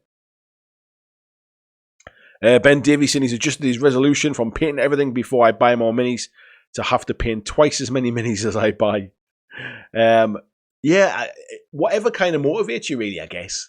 But it shouldn't be a chore, and it shouldn't feel like a punishment. And by the same stretch, you shouldn't be kind of making the mountain any bigger, almost as well. So, Peter's saying, now I want to go and purchase Burrows and Badges. Sorry, mate. Tony's saying, I'm determined to play a fair bit of Burrows and Badges this year. I've read the rules and I'm looking forward to it. Yeah, the rules seem really straightforward, loads of fun, and it's completely different to anything else I've got that I play. So it's a nice little. It's not something I feel the need to kind of go and spend big on it, but it's something where I would play it as a nice little side game, and I've got the stuff now. So yeah, why the hell not? I'm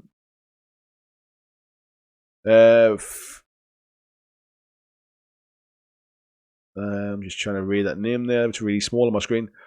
Faber Book says, paint my August for a slow grow. I try and play one game a week. Sometimes I get 3 a week. Sometimes it'll be 2 weeks between games.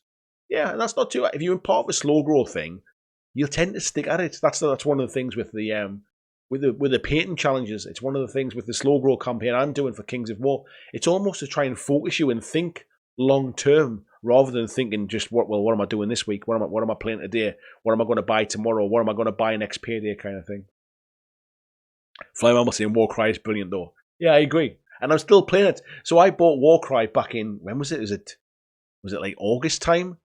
And I'm still playing it now. I'm still enjoying it. I've not bought anything outside of the kind of books since that first kind of initial few waves, if you like. I've not bought anything else. I'm enjoying playing with what I've got now. Just jumping around a little bit. I'll just dive in here.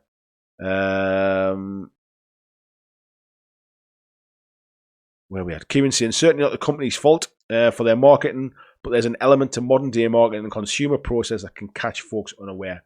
Yeah, I think sometimes it's just it's all encompassing, isn't it? Sometimes because it's on your kind of phone, it's on your laptop, it's on your iPad, it's on your TV, it's targeted advertising now. So even if it's like, even on like Facebook, for example, will start recommending you stuff. So whether it's miniatures or whether it's something else, sometimes it's quite hard to kind of escape it. Phil Johnson saying the big one was when GW moved from a monthly to a weekly release schedule. When I was a kid, it was the first Saturday of every month. I remember being younger, and not to be fair, not much younger really than I am now. And I remember like, it was a very kind of slow release. Even when it was a monthly release, there wasn't lots of stuff to buy. Now it's kind of relentless now. VG says, work less, buy less, enjoy more. Work less feels like a good idea. If I get to do this full time, or when I get to do this full time, I'll work more than I do in my day job now. But the difference being is that I'm working on something I'm absolutely passionate about and is in my own hands. If I don't make any videos, I don't get any views, don't make any money kind of thing. But that bit of kind of, that little bit of pressure is what I need to kind of kick me along the road, if you like. So yeah, working less, yes, but enjoying what I'm doing by doing it more is what I'm looking to get to. Where are we at? Kieran saying, or know that people are prone to impulse purchases and try and make themselves the most attractive proposition. I guess that's why companies like GW do like weekly releases. Really, they want you to never forget they're there. If you like, they want you to be constantly aware there's something new. There's something new.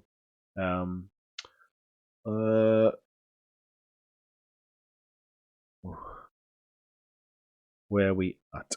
VJ saying, I work for myself, only take on as much as I need to pay the bills and enjoy the rest of my life as much as possible.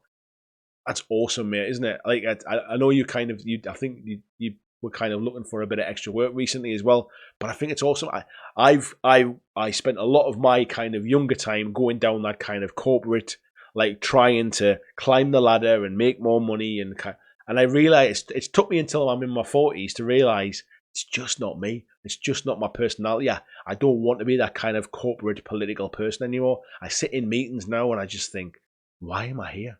Like, why am I here? This is not what I want to get out of bed and do. I am not helping anybody here. I am just making money for a company who are not appreciative of it, basically. And I'm not changing lives. I'm not enjoying my time. So I think you've got exactly the right attitude, mate.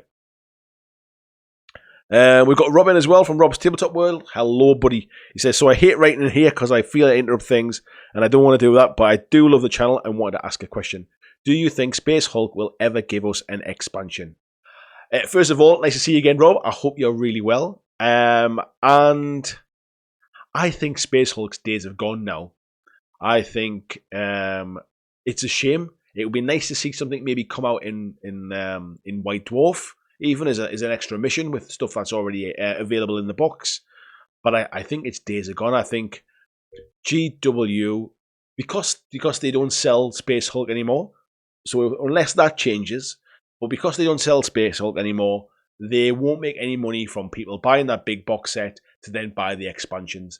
So I think they've basically, I think that Space Hulk's days are numbered now. I think, like, from a terms of like any support for it, and it's a shame because that's another great game. It's another great game that I've got on my shelf and I never play. So yeah, I think it's highly unlikely, mate. Where are we at? Papa Bork is saying, speaking from experience, at some point, even if you have lots of money, follow releases, storage becomes an issue. Yeah, you're not wrong, mate. Right, I'm going to have to kind of jump in. The chat I am way behind in the chat now. I'm like 20 minutes or something, half an hour behind where I'm reading now. So I apologise. I'm just going to start picking some stuff out.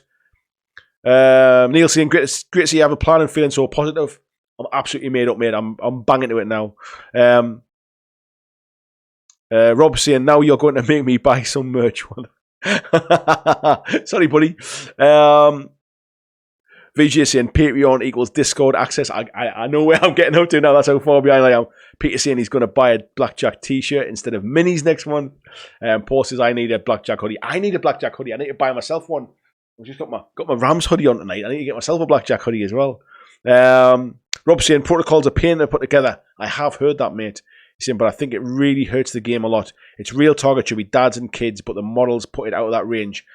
I'm really surprised they didn't go single piece with this, because it's not that the miniatures are such amazing quality that it's kind of that it warrants them being kind of like multi-piece, if you like. I would have liked to have seen them being a little bit more, because you can get some really high quality kind of single piece stuff now. Like if you take God Tier, for example, by Steamforge, those single piece minis are perfect for that kind of open the box, play the game kind of thing. I know they want to make it into this kind of big miniatures game, but I've heard so many things about how awkward they are to put together. It's a bit of a shame, really. Kieran saying, great news on your plans for 2020. Hearing how much you've not liked your day job. It's super to hear you make the break away. I'm feeling the pain in regards to my day job. Yeah, I've worked for the same company in lots of different roles for 15 years this year. And I'm just I've been in some pretty low places really over the last kind of 18 months. And the only thing that's really kind of kept me focused and stuff is been the fact that one day I hoped that this would kind of like, this would be a route out for me, really, and that's always been at the back of my mind. But I'll be honest, I kind of thought it was maybe a bit of a pipe dream, and I was kidding myself. There's a few things have kind of fallen into place recently that it's meant the gap that I need to bridge to make this kind of a full-time gig has become much smaller than it was recently, than it was originally. So I'm not trying to make sort of £2,000 a month or something. I'm not trying to make thousands of pounds every month out of YouTube. It's a matter of hundreds now, and that's the gap I need to bridge. So that's why I'm really close. That's why it's going to happen this year. Without a doubt, it's more about the more support I have, the quicker it happens, basically. And at that point, I can really kind of sort of switch it up a gear and absolutely start kind of concentrating on that. It means I get out of bed in the morning, I take the little one to nursery, I spend the full day making videos. I kind of pick them up. I can edit on an evening. I can spend time with the family because I'm not traveling with my job. My wife loves her job. She basically works. She's worked 4 days a week since we had the little one. She loves her job. She's going to go back 5 days a week, which is another one of the things that's kind of bridging that financial gap. She's working an extra day a week. So it's all these things, and this is because she's a massive supporter of what I'm trying to do. She just wants me to be happy as well. Our little boy basically starts school in a couple of years. So even if I didn't make this happen, we have to do something different because our 2 jobs wouldn't allow us to be dropping off at school at like 9 in the morning and picking them up at 3:30. So we have to do something in the future. So that's why this is the plan, basically. This allows me to take my little boy to school and pick him up at the end of the day and do something I love every single day of the week. So yeah, it's all kind of fallen into place now. So I'm really, really close. If you do want to kind of help me to make that happen, you do want to support the channel, basically anything you could do now, basically just brings that kind of that switchover point, brings it closer and closer, and I can't wait for it to happen. Where are we at? Andy Smith says we're relatively new to the hobby and fell into the same trap. Bought plenty, but sort of went out the size. But what size of game suits us best at home? Yeah, and I think when I started playing a lot more Warcry, I think there was something kind of started to click in my head there about how much I was enjoying playing with painted stuff. How much I enjoyed completing the project and getting it painted and getting a fully painted game to the table, and how much I enjoyed just playing more often. And I think from that point, certain things kind of fell into place mentally as well about my gaming habits. It's one of the reasons I felt I was in a position that Kings of War was something I wanted to try, was because I felt it was possible for me to paint a 2,000 point army. It hadn't been in the past because I was a slow painter. I got to a point where I realized I'm not trying to win any golden demons. I am painting to get the enjoyment from having finished models on the table, and I'm absolutely loving painting those dwarfs. I got another unit done over the weekend as well, so I'm like 705 points now. I would never have thought I'd be like at nearly 1,000 points by now. I set that slow grow campaign up to be 2,000 points by August, to be 1,000 points by April. I'm smashing through that now purely because I've got that kind of support group around me. I'm really motivated. I love painting those miniatures, and I'm really enjoying it. I'm loving seeing them little diorama troops coming together. It's and I guess I'm mentally in a better place as well, which is great. Six Gunners saying, I think the irony of this hobby is that as a kid, one had time but no money, and as a grown-up, money but no time. Still remember those endless days with Hero Quest. Yeah, I know exactly what you mean, mate. Time rich, money poor, or money rich, time poor. It's always the case, isn't it? Faber Books says, my hobby isn't orientated towards playing. Coming home, putting a podcast on and assembling painting minis is relaxing activity. And I don't disagree with that, mate. That's exactly how I got started in this hobby, was purely around kind of relaxing at the end of the day, and painting minis. I personally don't enjoy the building process. It's the bit I enjoy the least. So for me, single piece minis are a blessing. I enjoy that. But I know for a lot of people that's off-putting. I just think with this particular game, with Marvel, it's almost an entry point. Star Wars was exactly the same as well, to be fair. It's an entry point for non-gamers to come in, and if they come in and it's a very difficult thing to build, it almost puts them off before they've started. That's the reason I suggest it. Some games should always be kind of like hobby games, but I almost think that even if the starter box was single piece, or at least if there were less pieces or easier to put together, because I've heard some horror stories about how difficult new people especially have found putting them things together.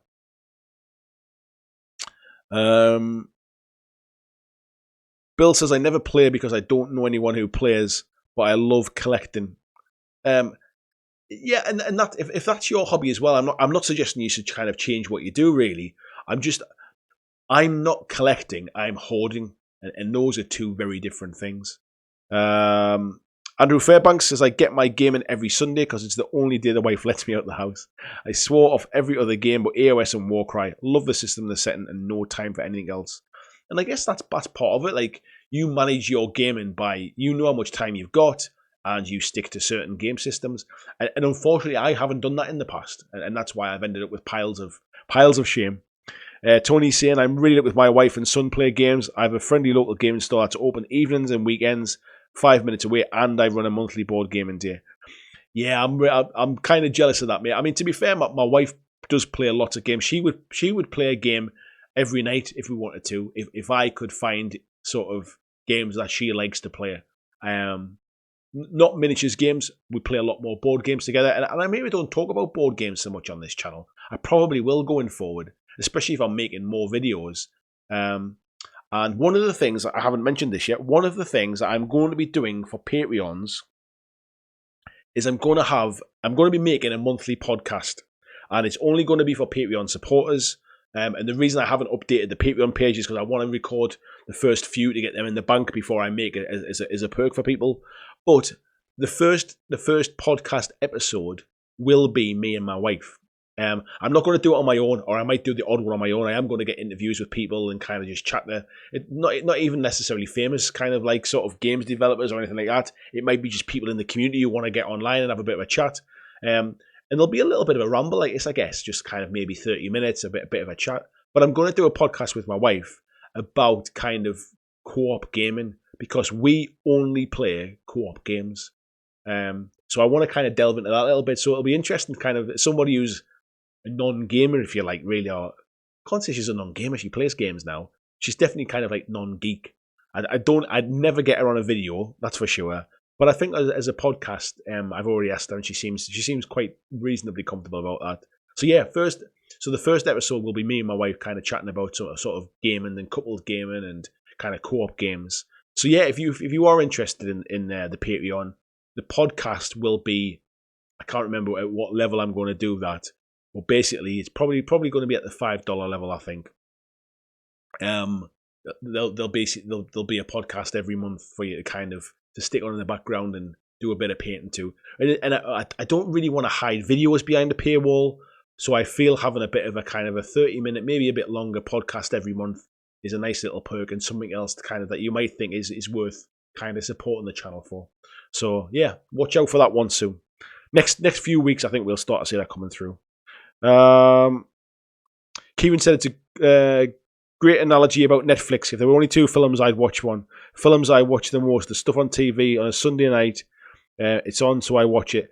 Do you know what it is? There's something over the Christmas. Oh, it was when we were at Centre Parks. So we're at Centre Parks. We kind of had a few drinks. It was getting a bit late in the night. We flicked the TV on, and The Hangover 2 was on TV. It was on like ITV or something. If I'd flicked Netflix on and seen 100 films to watch, and The Hangover 2 was there, I'd never have put it on and sat and watched it. I've seen it before, no need to watch it again. But because I only had like 3 or 4 channels to choose from, like in this lodge in Centre Parks, we put it on, and me and my brother-in-law sat and watched it and kind of chuckled our heads off for a couple of hours. It's when you have limited choice, it's much easier to choose.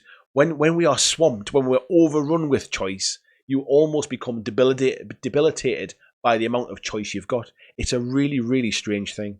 I am way behind the chat. It's 10:30. If you guys are all right, if you folks want me to go on a little bit longer, I'm quite happy to chat for a bit longer while I try and catch up a little bit. My coffee's going a bit cold. I've even got a fly in it, I think.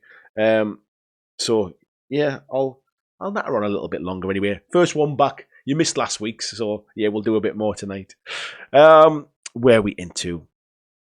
Gene says, I blame companies for shit games. Most game designers can make flash, but the number of good games designers isn't nearly that many. I have favourite designers, trusted publishers, and them that suck.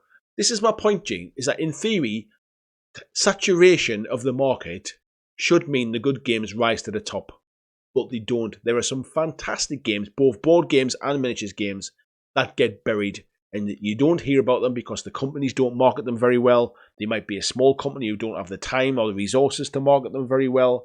They don't get them out in front of reviewers. They don't get them out into the community for people to play. They don't send a copy to every board game cafe in the country, kind of thing, to get people playing them. There's a number of things they could do, but they don't. And unfortunately, some really good games go begging. I think Burrs and Badgers is a really good example of a game that is very good, has some absolutely beautiful miniatures, but there are like two people run that company. One of them's trying to kind of do all of the sales. The other one's trying to create all the new stuff. It doesn't leave any hours in the day to get out there and market that game. And unfortunately, what happens is these companies that go onto Kickstarter and raise £1 million and then basically kind of flood the market with them with information about it and videos and stuff. Even when the game's not very good, they basically get the eyes and they get the attention. And then what happens is people get them games and they go, nah, it's not very good. Right, what's next? I'll look for something else. And there's some fantastic games out there get buried, and it's a real shame. So, yes, there are some shit games, but unfortunately, sometimes those games are the ones that kind of make money as well. Where are we at? Busey there saying, have you completed Luigi's Mansion yet? I'm not. I must be about 2/3 of the way through now. Because it's on the Switch and I can kind of take it with me when I'm traveling and stuff, be that at work or whether that's kind of like I played a bit while we were away on holiday last week. I'm loving that game. Absolutely loving that game, mate. And I've also done a little bit of progress on Zelda as well. Where we at? Where we at? Gene says, people have to accept responsibility for falling for the line repeatedly. First one's free. How could you know? Yeah, and I'm not suggesting the companies are at fault for this. We just live in an era now of consumerism and of like that kind of Instagram generation of I need the latest things to show all my friends I've got the cool stuff. I think I'm just becoming a bit of a grumpy old bugger, really, and I'm at the point now where it's like I don't care what people think of me now. I think it's part of the reason I've kind of this YouTube stuff's kind of helped me with that. Is that actually I don't really care what people think of me. They can either like me or they can hate me, really, and I don't feel any differently about it, and therefore I don't feel the need to have the latest stuff to kind of to show off to people, really. But I know lots of people do, especially younger people. So I think people get caught up in there. Oh, this is the big game everybody's talking about. I want to have that game so I can be part of that kind of that group, that community, that gang, if you like. I think it's just a sign of the times. It's not even just on games, you know. Thomas is saying the real predicament is the evolution of the market will never again be as slow as it is today. The wheel keeps spinning as the customers don't change our behaviour. It's getting quite deep now, that, isn't it? Yeah, and I think it kind of goes back to what I'm saying. If you keep buying what they keep selling, why should they change? Yeah, that's any company, that. James is saying, no, keep the Bone Reapers. I don't think I'm going to play them, mate. That's the problem. Like, if Games Workshop had put the Bone Reapers rules in the last, in the Tome of Champions, and I knew the models I had are the ones that got failed, I'd probably hang on to them, but they're just going to get covered in dust on my shelf. So, yeah, I think I probably will kind of just sell them at some point. Where are we at? Bit of chat going backwards and forwards. Tony's saying, I buy it to paint. I've got caught up in the hype this year, but I want to concentrate on painting up and gifting them out to deserving people. I'm not a good painter, but I love the hobby. The thing is, mate, if you love the hobby and you're enjoying what you're doing, then that's absolutely fine. Keep doing it, mate. Don't worry about it. It's getting caught up in the hype for stuff that actually you're not that interested in. When you kind of like in the cold light of day, if you look back and you go, should never have bought that. That's when it's a bit of a problem. Andrew says, I haven't had a problem with the move from monthly to weekly release from GW, but now a whole new army comes out in a week with more stuff when it used to stretch an entire month. That's kind of what I mean. It used to be like a unit would come out this week, and then maybe a week later or 2 weeks later, then maybe a tank would come out, Where now it's like, right, here's a whole army, here's everything, get it this week. And then next week, there's more coming as well. And that's a bit relentless. And I know you don't have to buy it all in one go, but people end up feeling the need that they do. And I don't know why. Thank you, Christian, for sharing the links as well, mate. Paul saying there, couldn't play the corporate game. I tried. I couldn't kiss arse and play the game. I've done it for too long, mate, and I've realised that it's kind of it's not fun, and it's not like you know when you're sitting in those meetings when people are having like it's all that kind of like bullshit bingo with all those phrases where you're going like let's brainstorm this and let's can you run that past me again, and I start thinking I'm in a meme here. I'm in this weird kind of like I'm in this weird sketch. How did I end up here? How did I end up in this situation where I'm surrounded by people that are basically just stabbing each other in the back to look good in front of the boss? And yeah, it's not good, is it? It's not good, mate. Reluctant Artie's there says, be happy, Andy. I am in a much better place than I have been in a long time. Primarily because my wife's amazing and she's massively supported me and kind of like put up with my whinging and my moaning.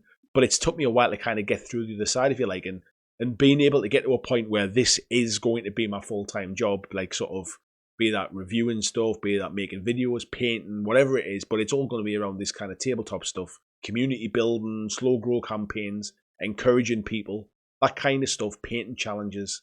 I couldn't be happier, and the fact that light at the end of the tunnel is getting closer rather than just feeling like it's getting further and further away.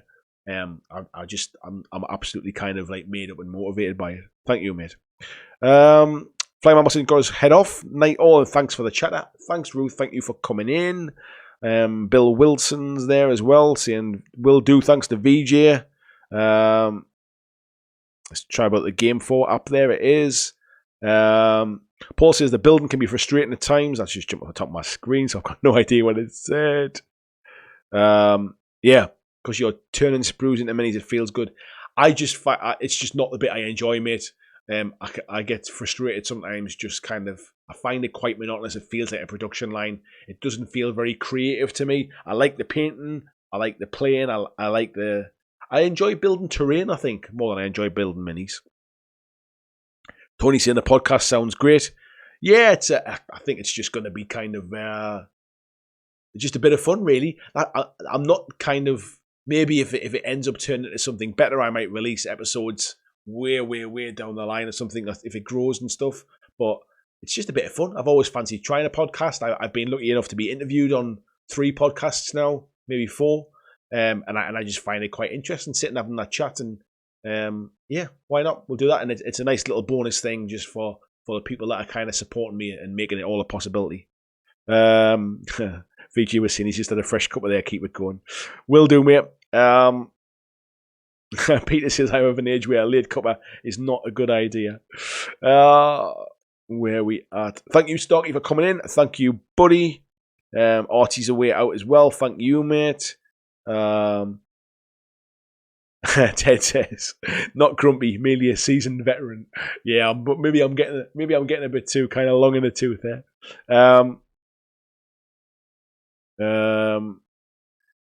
Tim's just made himself a cup of green tea there. He's enjoying the healthy living. Yeah, I've reined back on the booze now. I'm not doing dry January. I like a glass of wine. I like a pint now and again, but I'm not going to be kind of going wild or anything. But me and my wife are all eating a bit healthier now. I've started my exercising now. And again, that's part of this journey and stuff. Like, my job as it is now is quite sedentary. This YouTube stuff's quite sedentary. I sit here at a desk kind of quite often in front of a camera. So I need to make sure I kind of get some exercising and stuff. So yeah, it's all part of the kind of healthy body, healthy mind, motivated kind of active stuff. Mark was saying, sorry he's been quiet. He's totally share your perspective for 2020. For me, it's paint and play more and buy less. I don't like speed painting since it makes buying more. First of all, mate, nice to see you. I agree with speed painting. I don't want to just paint to get it done. It needs to be painted to get it done to a level I'm happy with. What I've done is I've adjusted the level I'm happy with. I'm not trying to kind of win awards with it. Your painting's fantastic, mate. I don't get any more enjoyment from painting to a better level than I do from painting to the level that I'm happy with now. It's different for everybody. That's just kind of where I am. I get more enjoyment from seeing mini projects finished, and that's kind of my personal thing, really. Where are we at? I'll say, and devil's advocate here, but if we didn't buy the newest stuff and spend money on minis and games, the hobby would be a sorry state, surely. How would small companies or independent sculptors earn money? So, what would happen is that basically,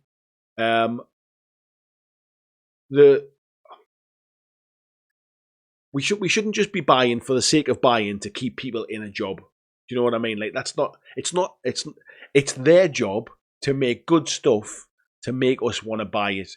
And then if we want to buy it, then great. Then those companies will do well. It doesn't matter whether it's a small independent company or a huge kind of like global business. If they make shit, we shouldn't be buying it because we're worried about it kind of not being there next week. We shouldn't get caught up in the hype of buying stuff we have no idea of, no intention of ever playing. So I know you're playing devil's advocate, but essentially the onus is on those companies to make good stuff for us to buy. Now, if they're all making good stuff, and that's what's creating us to buy all these things, at some point we've still got to become a bit more choosy. Like, good quality stuff creates competition, and competition is healthy.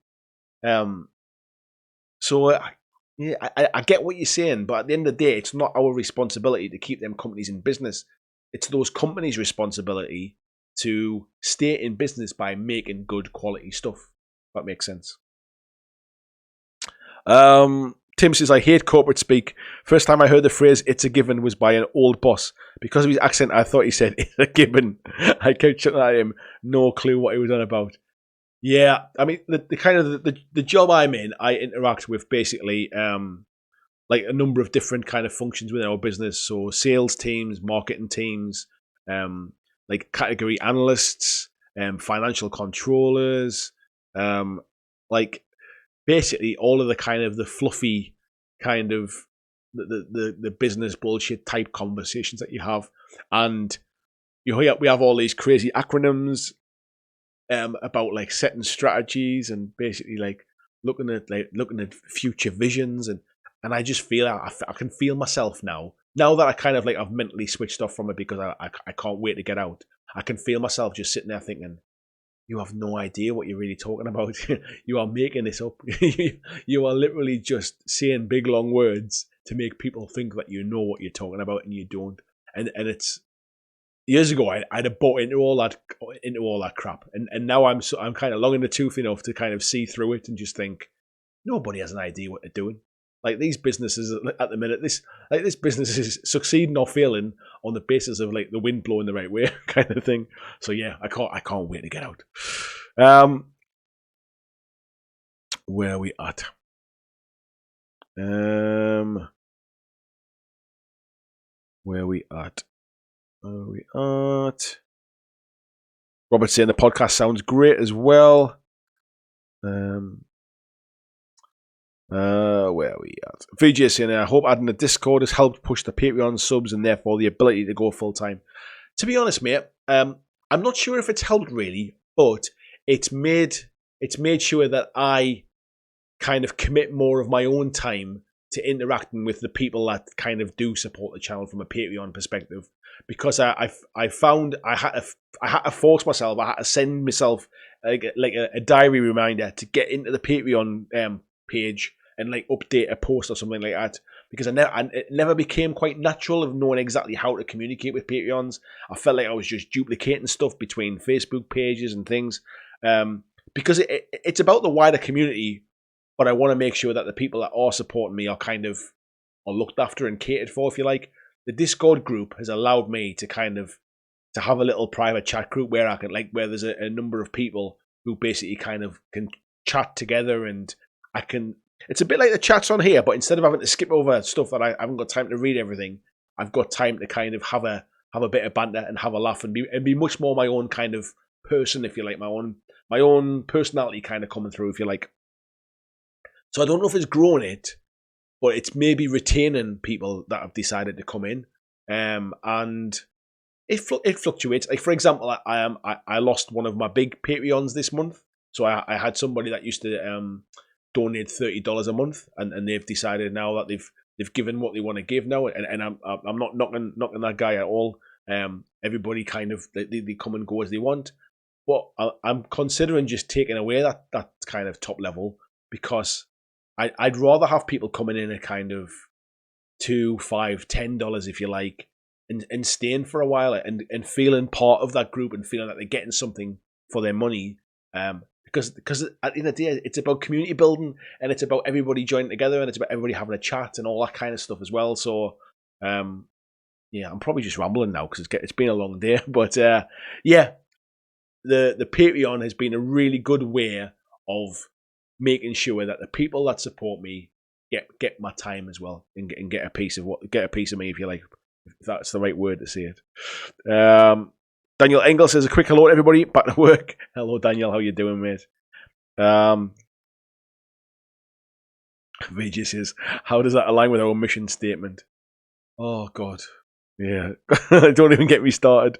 Where are we at? Edward's saying, I'm with you on the paint, Andy. When I got into the hobby, I thought, how do I get that? And then it hit me, it doesn't matter what others think. If I'm happy with it, then that's it. Yeah. Definitely, mate. Definitely. Yeah, Paul says that exactly that. All long words, long meetings to cover the fact where pretty much everyone is blagging it. It's weird. It's like I've had this kind of mask is being lifted from my head, and I almost feel like I'm in this surreal world now where I'm watching these meetings, thinking, honestly, nobody has any idea. You're all just agreeing with each other. You're all nodding long enough to make it look like you know what's being talked about, so that you can say something to make you sound important, and everybody will go, yeah, good idea. And I've become this kind of person now who just sits there and goes, that's never going to work. That's bollocks. That's no good. It's almost like bulletproof. I can't wait to get out, but I'm kind of like, I think I'm becoming a bit obstinate now. That's the problem. I might end up getting fired before I leave. Edward saying loves us on the podcast too. Yeah, everybody's saying they're kind of not fans of that kind of stuff. Lean in sounds like language to tell the lower levels to pull their socks up. Yes. Tony says, have you ever played bullshit bingo? I play it every day, mate, in the back of my mind. I need to start writing them down for you all. And Paul saying, okay, guys, what's the takeaway? That one is probably the one that I hate the most. Yeah. Anyway, so it is 10 to 11 now. I've kind of caught up with the chat. I want to thank you all for coming in tonight. It's been really, really good. I hope I've kind of got across the point of what I was trying to do today. What I'm trying to suggest is just give some thought to where you spend your hobby dollars, where you spend your funds.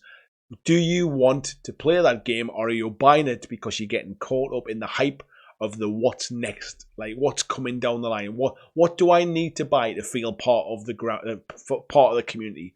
Do you feel that that's what drives your purchases? If you do, as I've probably done in the past, or I've been guilty of in the past, just kind of just reassess it, really. And I would much rather everybody plays one more game a month than buys one more mini a month. If you get that, or paints one more mini a month, wouldn't your hobby be in a better place? That's kind of the takeaway from tonight. Kieran said, I think it's safe to say it takes a certain level of age and experience to see how much everyone is blagging it. I think that's kind of where I've got to, mate. I don't know what's changed in my life, but I've got to a point now where it's like life is too short to be miserable at work all day. And thanks to you lot, be that you watching videos, liking videos, comments on videos, subscribing, Patreon, donations, all that kind of stuff. Because of all of that, we're in a position where, I don't have to do that for much longer now. So thank you very much.